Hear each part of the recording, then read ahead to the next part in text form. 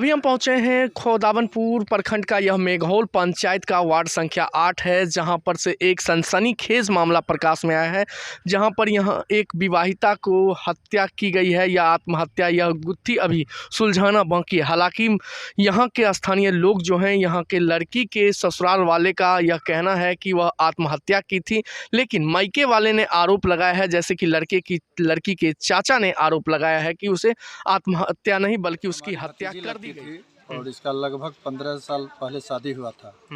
इसी बीच में उसका पति दूसरा शादी कर लिया जो गैर कानूनी था, लेकिन उसके बावजूद भी चूँकि लड़की इस घर में बसे तो हमने इसके लिए कोई केस दुनियादारी कानून का सहारा नहीं लिया और चाहा कि इसकी जो ज़िंदगी है यहीं पर अच्छी तरह से कट जाए।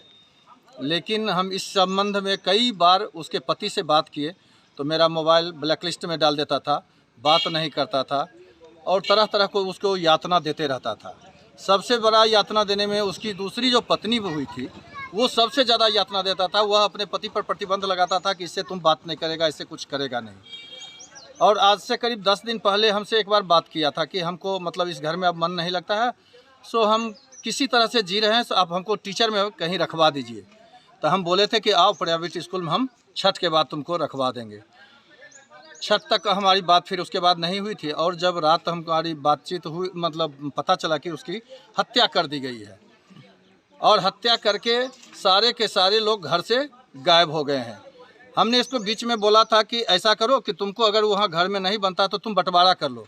उस पर इसकी 6 ननद थी, 6 वो ननद बोली कि हम हिस्सा लेंगे और एक हिस्सा माँ लेगी, 7 हिस्सा और एक हिस्सा उसका पति लेगा, 8 हिस्सा। 8 हिस्सा लेने के बाद उस पत्नी के लिए कुछ बच ही नहीं जाता था, इसलिए सब लोग उसको तंग तबाह करके उसकी जो ननद थी और उसके जो ननद का जो बेटा था जो भगना कहलाता था इसका, और ये आपका जो इसका नाम क्या नाम है इसका, उसके पति का, उसका पति विष्णु शंकर, सब मिलके उसकी हत्या कर दिया था और बनावटी रूप में लोगों में फैला दिया कि वो आत्महत्या कर लिया।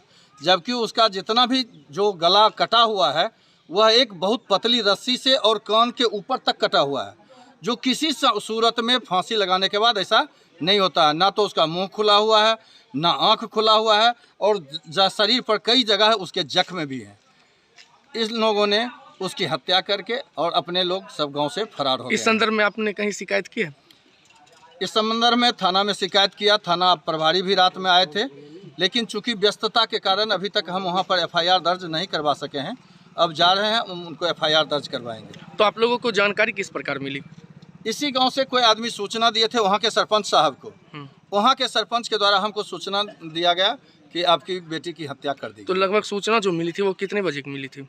सूचना लगभग हमको मिली है 8 बजे, 8:30 बजे रात में, लेकिन उसकी हत्या लगभग लगता है 12, 12:30 बजे, 12:30 से 1 बजे तक में उसकी हत्या कर दी गई है। चूँकि शरीर का जो हम लोग देखे उसका वो जो सूचना जो मिली थी रात में या दिन में मिली है? रात में मिली। रात में मिली है 8:30 बजे। जी 8:30 बजे। और हत्या हुई है उसकी हत्या लगभग 12 से 1 के बीच उसकी हत्या हुई है। क्या नाम था लड़की का? इंदु कुमारी। उसके कितने बाल बच्चे थे?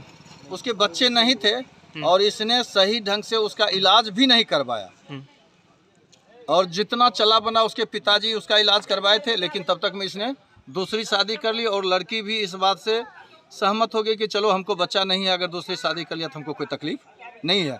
और तकलीफ नहीं रहने के चलते ही उसने कोई कानूनी सहारा नहीं लिया। उसके दान दहेज का जितना भी सामान था अभी भी घर में मौजूद है, सारा संपत्ति उसका मौजूद है। क्या नाम हुआ आपका? मेरा नाम सुधीर प्रसाद सिंह हुआ।